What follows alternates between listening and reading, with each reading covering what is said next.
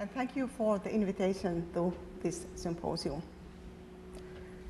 This is my second time in United States of America. My first time was in San Antonio, Texas, 1996. The Trace Evidence in Transition Symposium organized by FBI. I'm very pleased to be here and to give a presentation about these two cases. The cases of Pia K and Pia T. The forensic investigation of two alleged sexual homicide cases is described. In both cases, the victims were young women whose backgrounds and lifestyles were similar. The forensic investigations were in many ways unusual, and in both cases, the scene of crime remained unknown.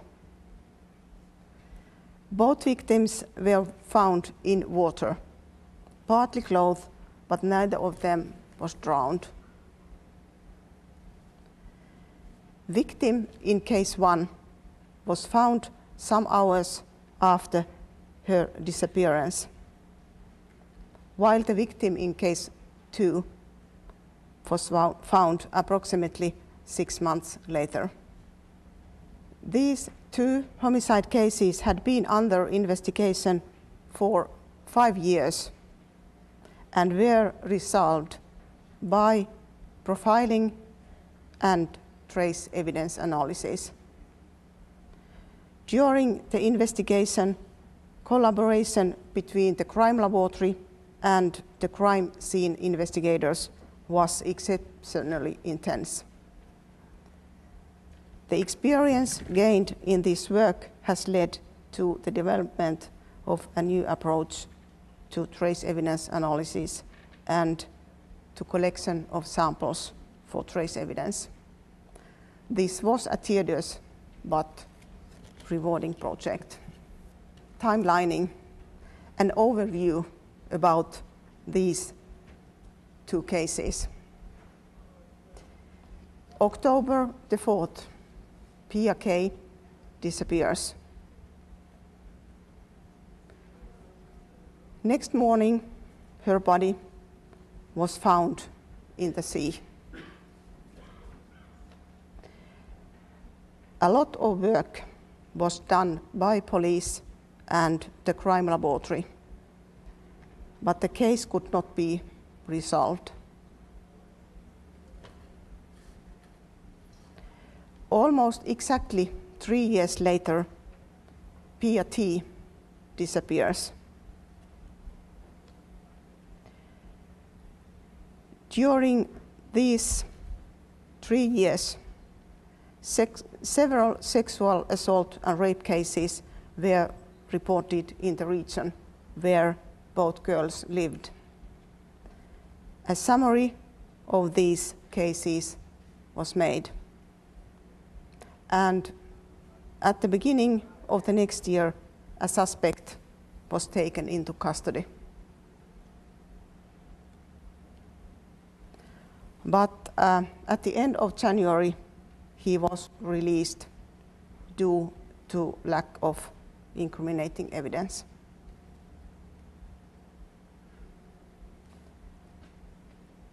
Six months after her disappearance, the body of Pia T is discovered in a lake.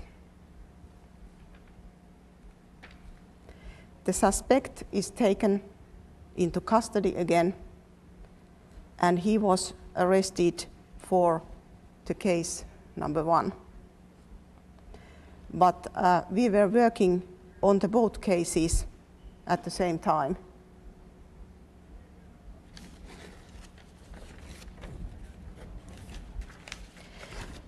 Now I would like to give some more detailed information about these two cases. Pia K was last seen on Friday, October the 4th, at about midnight. She was wearing blue jeans, blue denim jacket, which was borrowed from a friend, and a white shirt borrowed from her sister. Black pantyhose, panties, bra, socks, and a pair of black shoes. Her clothing had just been washed. Her body was found by a fisherman next morning at 7 o'clock in the sea, close to the seashore, about 50 miles, 70 kilometers from the city where she was last seen. Her pantyhose, panties, socks, and shoes were missing.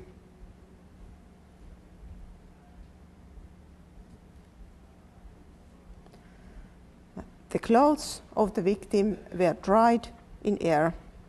Fiber samples were collected first as tape lifts using Scotch 800 from the inside and the outside of the clothes.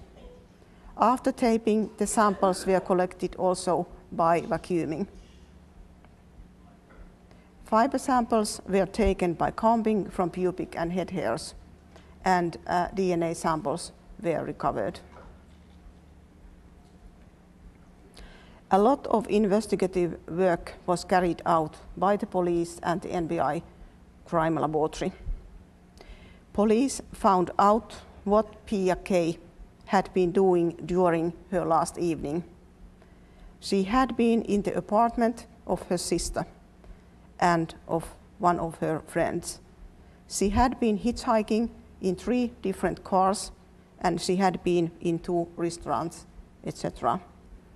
Police provided us, the laboratory, with reference samples from all those places. And this means that all natural sources of fibers and trace evidence were excluded. There were several suspects, but no correlation between the trace evidence from the victim and from any of the initial suspects and their cars or boats were confirmed. The case could not be resolved.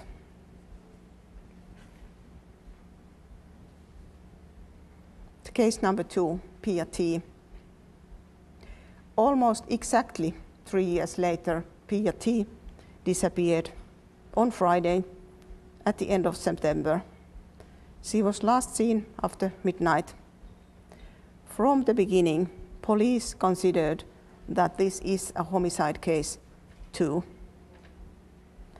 Pia T.'s apartment was carefully investigated and plenty of informative samples, background fibers, etc. were recovered. The forensic investigation was focused on the clothing and accessories worn by Pia T. when she was last seen. A tailor-made red woolen coat, black jeans, a black t-shirt, a red and black handbag, and a waistcoat, both made of artificial leather, a pair of brown leather boots, pantyhose, panties, and a bra.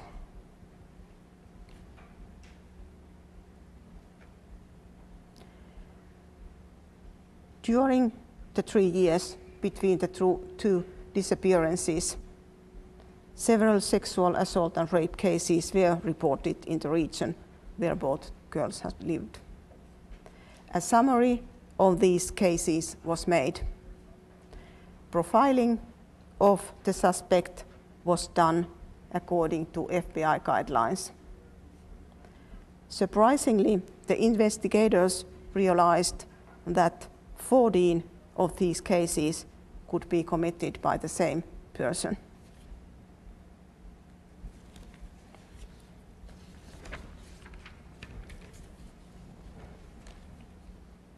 On January the 1st next year, a suspect was taken into custody. His residence was investigated and his car confiscated. He has bought his car 18 months prior to the first incident.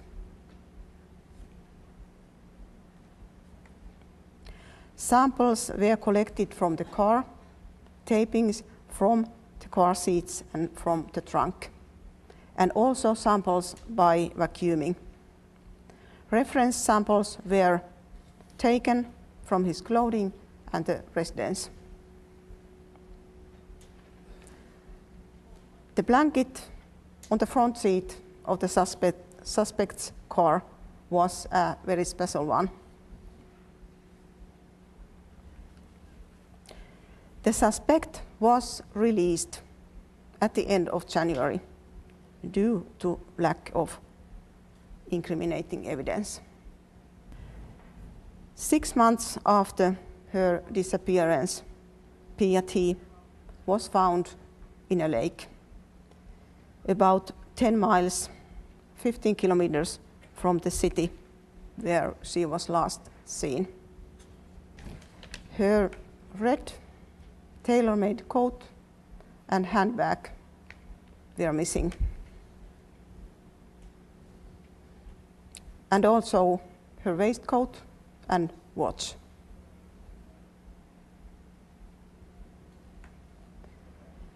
The body of Pia T. was in a very poor condition. All clothing was muddy. Her jeans and t-shirt made of cotton were badly damaged, but panties, pantyhose and bra made of nylon were nearly undamaged.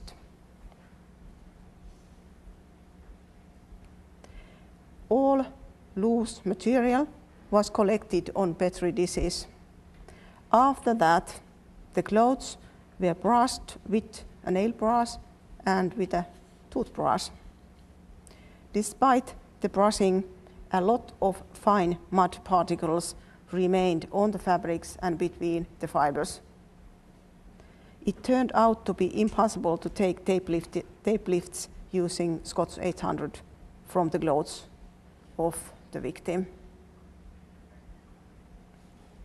So instead of taping, the pantyhose and panties were washed in an ultrasonic cleaning bath.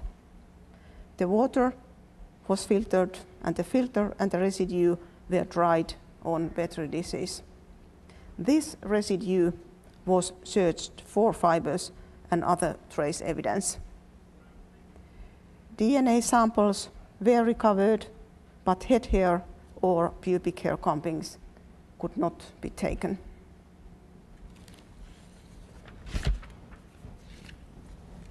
Extensive publicity of these cases in the media was prominent during the investigations and proved useful. As an example, the man who had found Pia T.'s handbag handed it to the police after seeing the picture of the lost handbag on TV. The handbag had been found in a river just 1 day after she was last seen, on a site about 5 miles, 7 kilometers from the suspect's residence.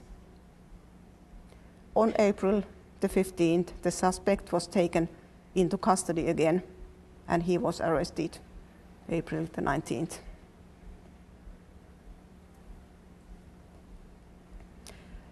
Later on, in the backyard of the suspect's residence, 4 badly burned brass buttons and a steel buckle were recovered in an ash pile.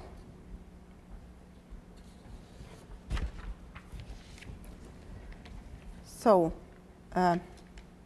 summary of the case files. Results: Pia K. The cause of death was strangulation. Findings: fibers, yellow piles, 1-way fiber transfer. 20 viscose rayon fibers similar to the blanket were found on the clothes of the victim. There were 2 types of fibers: bright viscose rayon and pigmented viscose rayon. The fibers were brownish or multicolored. Brownish yellow-white or bluish yellow-white. And the length of the fibers was unusually long, up to 1 inch, 3 centimeters. Additionally, 2 gray nylon fibers similar to the fibers from the car seats, and 1 printed green cotton fiber similar to a textile found in the residence of the suspect were found on the victim's clothing. The police confirmed that the blanket had been in the car at the time of the incident. The evidential value of these fiber findings was considered to be high. After more than 3 years, it was not possible to look after fibers from the clothing of the victim on the car seats. And in addition, the fibers from blue jeans, blue denim jacket, and a white shirt were not suitable to be used as target fibers. Paint. Blue pile. 1 navy blue paint chip was recovered on the victim's jeans and proved to be similar in color and chemical composition to the paint from the jack in the trunk of the suspect's car. Oil stains. Oil stains were found on the victim's jeans, denim jacket and shirt, as well as on the blanket and in the trunk of the suspect's car. And we have to remember that the clothes of the victim had just been washed. Welding fume particles. Small metal balls about 0.1 to 1 millimeter in diameter were found on the victim's clothing.